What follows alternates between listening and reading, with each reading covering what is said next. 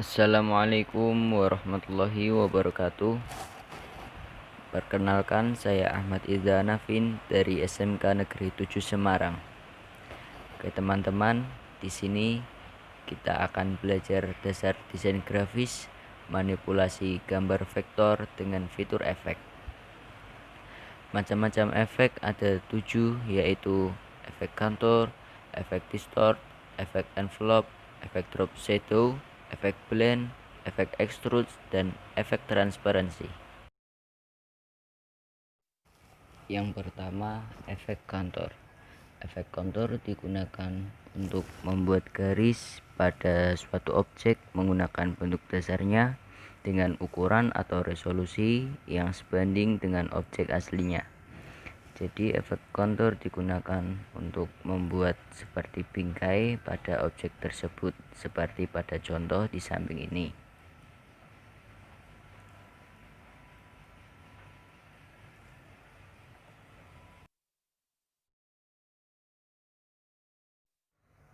Yang kedua, efek distort. Efek distort digunakan untuk melakukan penyimpangan pada suatu objek, atau kita bisa merubah bentuk suatu objek menggunakan efek distort, seperti pada contoh.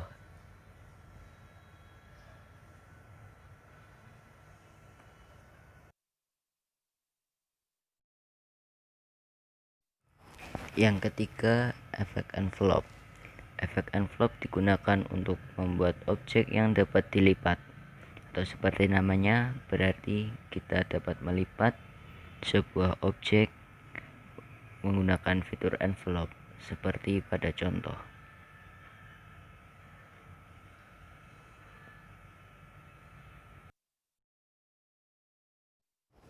Yang keempat, efek drop shadow. Efek ini digunakan untuk memberi bayangan pada objek, seperti pada contoh di samping tersebut.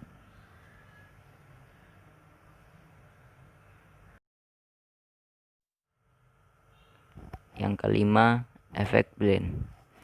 Efek blend digunakan untuk membuat efek duplikasi sekaligus mentransformasi dan mencampurkan dua objek, baik dari segi bentuk maupun segi warna, seperti pada contoh ini.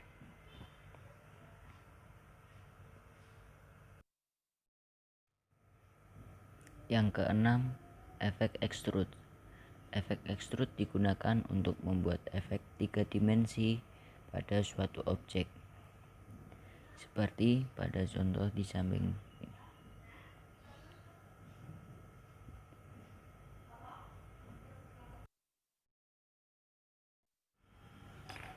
Yang ketujuh atau yang terakhir, efek transparansi. Efek transparansi digunakan untuk membuat efek transparan pada bagian suatu objek, seperti pada contoh di samping tersebut.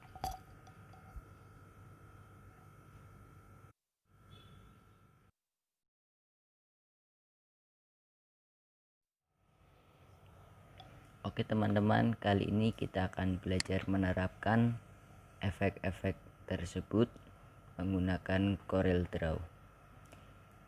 Kita akan menerapkan efek counter.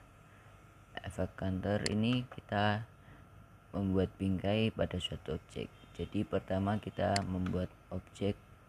Di sini saya membuat persegi, lalu kita beri warna suka kita, dan kita memilih ini counter tool. Lalu kita tarik keluar, kita bisa mengatur ketebalannya. Oke, kemudian kita masuk ke efek yang kedua, yaitu efek distort. Jadi kita sama, pertama kita buat suatu objek,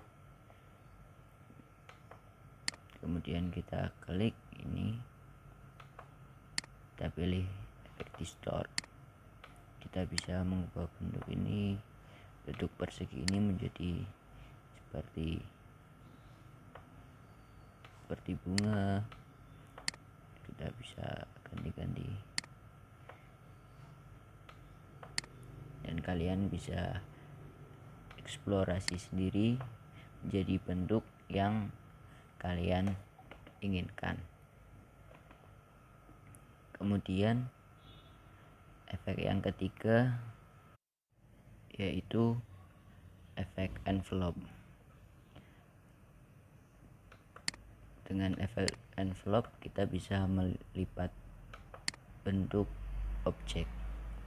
Sama langkah-langkahnya, kita membuat objek, lalu kita memilih envelope, dan kita bisa melipat.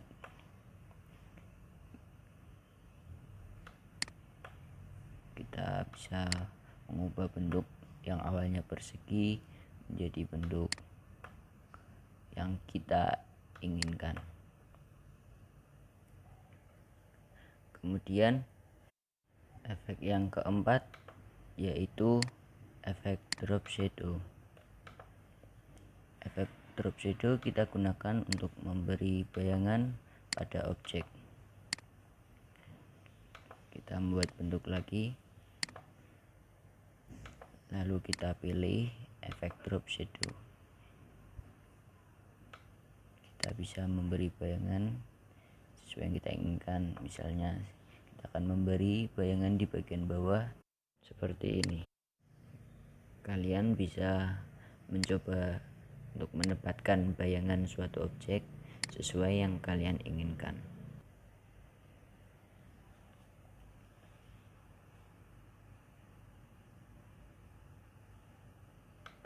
Kita juga bisa mengatur ketebalan bayangan tersebut dengan seperti ini, dan juga kita bisa mengubah warna bayangan dengan memilih warna sesuai yang kita inginkan. Kemudian efek yang selanjutnya yaitu efek blend. Efek blend kita membutuhkan dua objek, misalnya persegi dengan lingkaran seperti ini.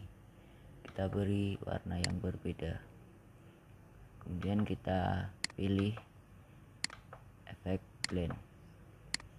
Kita bisa menggunakan seperti ini. Kita hubungkan dan akan tercampur dua objek ini. Kita bisa merubah posisi yang kita inginkan.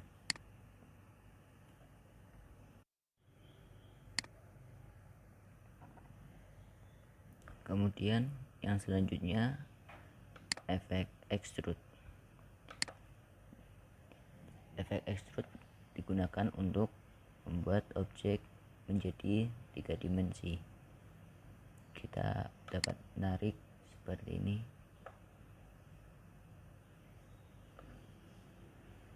dan objek akan berubah menjadi 3 dimensi.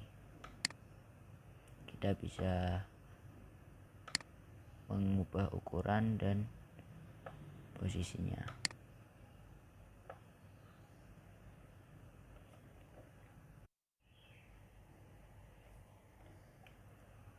Kemudian efek yang terakhir yaitu efek transparansi. Efek ini digunakan untuk memberikan efek transparan pada bagian suatu objek. Kita bisa memilih transparansi tool, dan kita bisa tentukan bagian mana yang ingin kita beri efek transparan. Kita bisa mengatur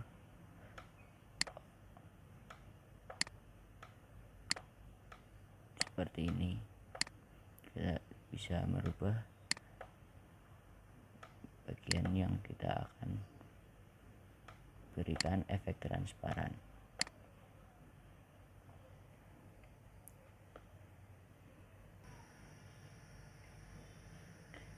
Terima kasih. Sekian yang dapat saya sampaikan. Mohon maaf jika ada kesalahan. Semoga bermanfaat. Wassalamualaikum warahmatullahi wabarakatuh.